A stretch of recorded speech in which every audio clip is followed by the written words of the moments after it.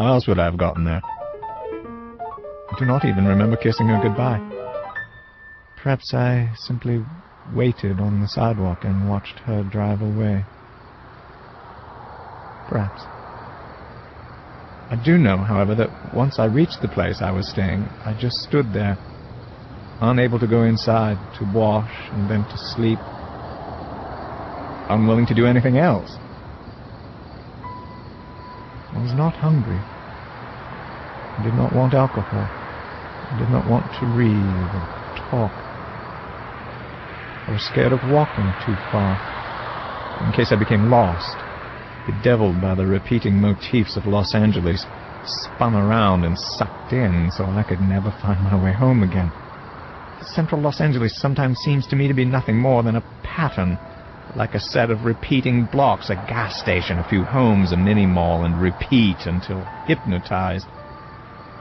And the tiny changes in the mini-malls and the houses only serve to reinforce the structure. I thought of Tink's lips. Then I fumbled in a pocket of my jacket and pulled out a pack of cigarettes. I lit one, inhaled, blew smoke into the warm night air.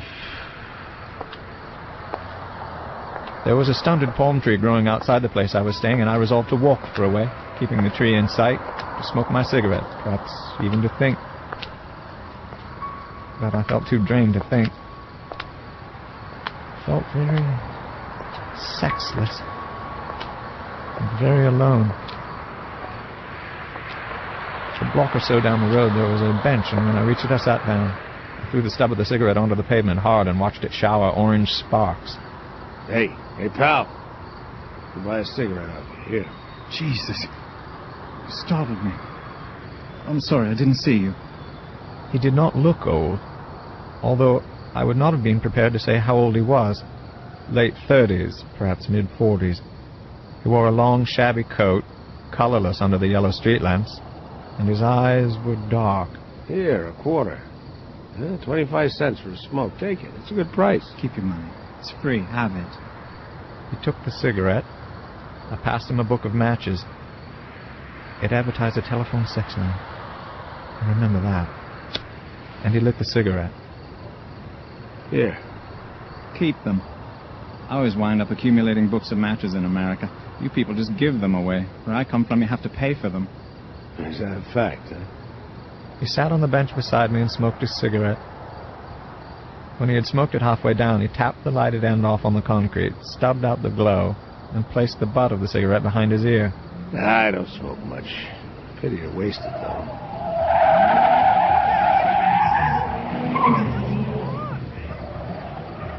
Idiots. Did you see that? They could have killed someone. I owe you. Sorry? I owe you something. A cigarette, the matches. You wouldn't take the money. No, I owe you. Ah, but it's just a cigarette.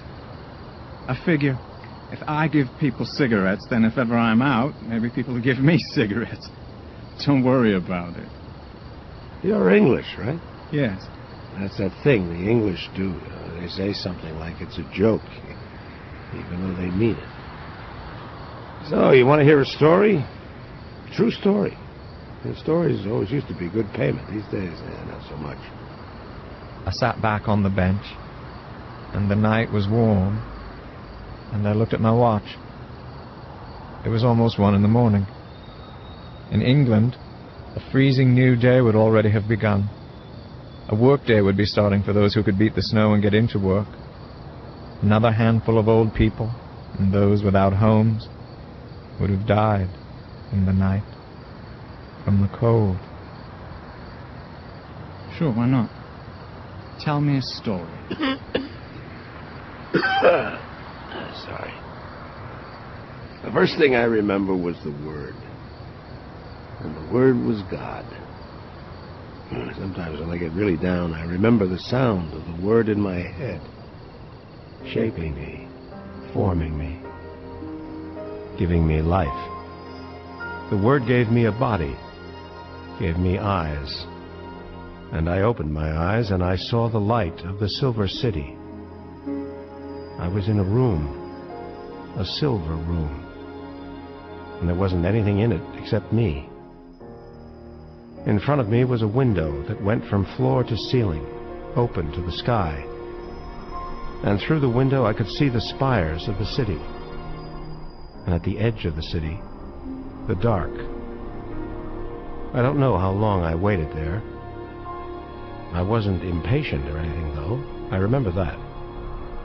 It was like I was waiting until I was called, and I knew that sometime I would be called.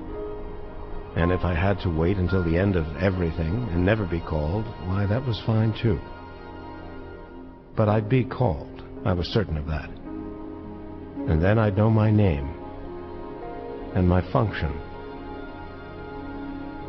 Through the window I could see silver spires, and in many of the other spires were windows, and in the windows I could see others like me. That was how I knew what I looked like. You wouldn't think it of me, seeing me now, but I was beautiful. I've come down in the world a way since then. I was taller then, and I had wings. They were huge and powerful wings, with feathers the color of mother of pearl.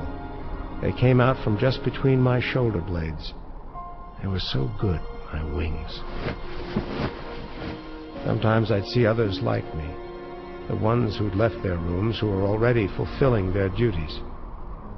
I'd watch them soar through the sky from spire to spire, performing errands I could barely imagine. The sky above the city was a wonderful thing.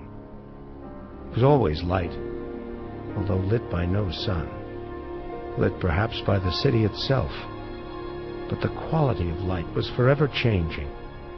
Now pewter-colored light, then brass, then a gentle gold, or a soft and quiet amethyst.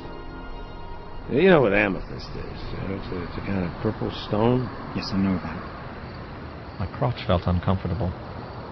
It occurred to me then that the man might not be mad. I found this far more disquieting than the alternative. I don't know how long it was that I waited in my room. But time didn't mean anything, not back then. We had all the time in the world. The next thing that happened to me was when the angel Lucifer came to my cell. He was taller than me, and his wings were imposing, his plumage perfect. He had skin the color of sea mist, and curly silver hair, and these wonderful gray eyes. I say he, but you should understand, none of us had any sex to speak of. Smooth and empty. Nothing there between the legs, you know. Lucifer shone. I mean it, he glowed from inside. All angels do.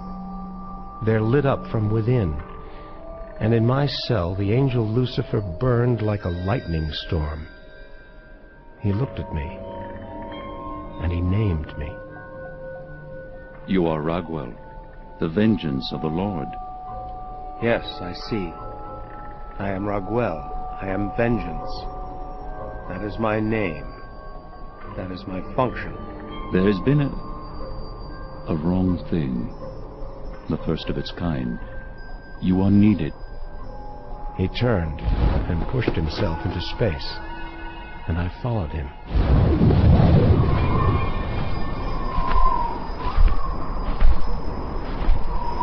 It's astonishing. It's wonderful. The Silver City, yes. It astonishes. It inspires wonder. It's all there is, you know. What about outside the city? What is that? It's called the Dark. We do not go there. It is not of this place. I flew behind him across the Silver City to the outskirts where the city stops and the darkness begins. And it was there, under a vast silver spire, that we descended to the street, and I saw the dead angel. The body lay crumpled and broken on the silver sidewalk.